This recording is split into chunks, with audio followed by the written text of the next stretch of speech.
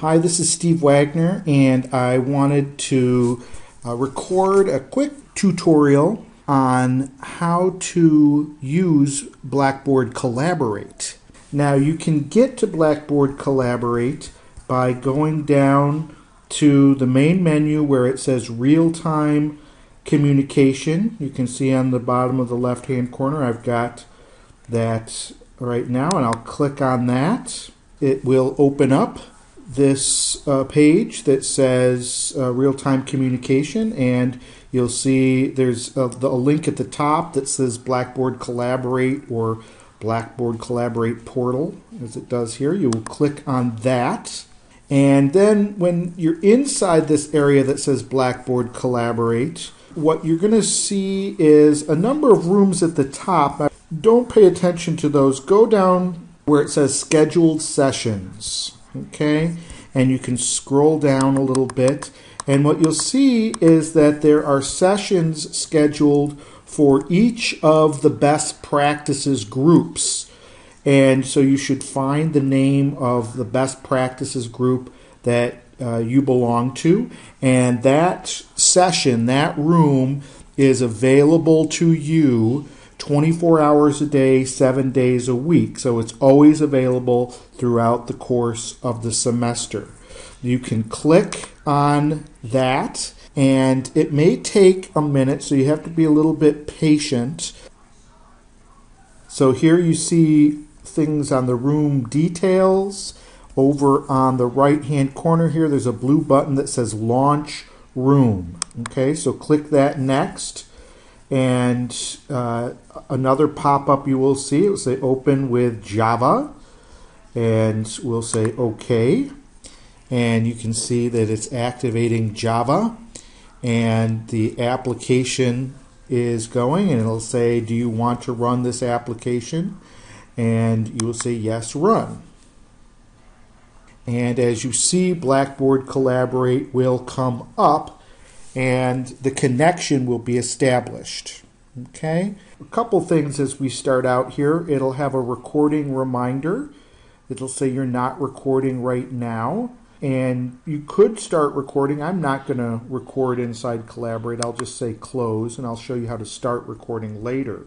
You can also see here that this is what Blackboard Collaborate looks like. On the left-hand side, there is ways for you to start your audio and your video. So you press talk, and when you can do that, you can see here that this meter is going up and down as I talk. And so this is how you can tell that your microphone is working. Now, sometimes our microphones don't work, and up above the video screen, you can see there's this microphone with a red sprocket. That's the audio setup wizard, and you can run that, and that will help you to get your microphone working. Now, you also have the video button, and again, we're going to be using this for presentation. It's good to see and get to know your group members, and so I encourage you to use video. I expect you to use it in your final presentation. We can click on that, and my web camera has come on, and now you can see my picture there in Blackboard Collaborate. There's some other options that we can do if we follow down along our left-hand side here. We can use different emoticons. If you're having a discussion and you don't want to interrupt someone, you can put up an emoticon to say, yeah, I approve of that. That sounds good. You can give different messages, one of confusion. Okay, so emoticons can be nice to use. If you're stepping away, you can do that so people know that I'm here. I just ran to do an errand. I'll be right back. If people are talking and you want to and get into the conversation, you can raise your hand, and this will track the order in which people have raised their hands, and so it's a good way of being systematic of getting people involved in the conversation. You can also ask a question, and people can respond with this check box to say either yes or no, or have no response. So there's ways of communicating in nonverbal ways that can really help the flow of your meetings. Also, down further below here is a chat area, and so you can use this area to type in messages. Again, this is a way that you can communicate with others, with the whole group, without necessarily interrupting the conversation that's going on. A few other things here that I'll point out. Again, I encourage you to play around with Blackboard Collaborate, to learn about it a little bit more. See, right now we're in the whiteboard space. And so this icon here is depressed. You can see there's a little pencil over a whiteboard. And there's different tools that you can have here. So if you wanted to type something in the whiteboard area, you could use this kind of text box editor. You can do different things. You could load a picture into the text box. You could load clip art into the text box. You can do different things with the whiteboard. Probably the main thing you're going to do with the whiteboard is load content into it. And so over on the right-hand side, you can see this button that says Load Content.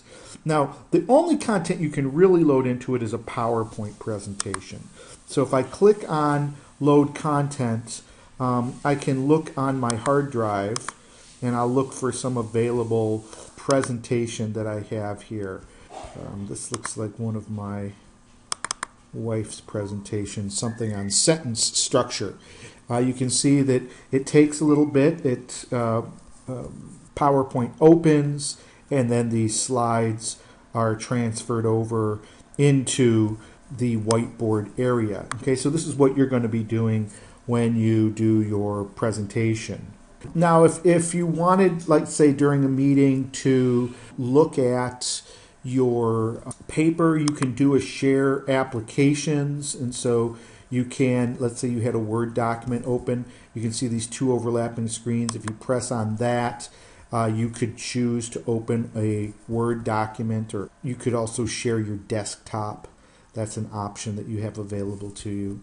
Now, the third button at the top, more towards the left, is this web tour. You can open that up, and let's say you wanted to show a YouTube video. You could do a YouTube video and play that through here, or you could go to any website and play that on the Blackboard Collaborate screen. So we'll go back to the whiteboard. Again, if I wanted to advance through slides, I can do that here through the Explorer. It allows us to do that. You can, again, record if you wanted to record a session. If you have a meeting, for instance, and one of your team members isn't available, you can record that and they can observe it at a later time. Now, I have set this up so that everybody in your group has full moderator rights. And so everybody has full control over the session to start recording, to shift in between different functions, and so you need to coordinate that. Also, just a note that sometimes people have problems loading this, and sometimes it has to do with the web browser that you're using. I would recommend using Firefox. Also, you need to have Java on your computer. Now, most of us do, and so it shouldn't be an issue for most people, but if you can't get it to load, usually it's because there isn't Java loaded on your computer. So I hope this has been a useful video for you to learn how to use Blackboard Collaborate. Again, we're going to have meetings over the course of the semester, and hopefully your group will meet in Blackboard Collaborate, and you'll get more familiar with how to use it.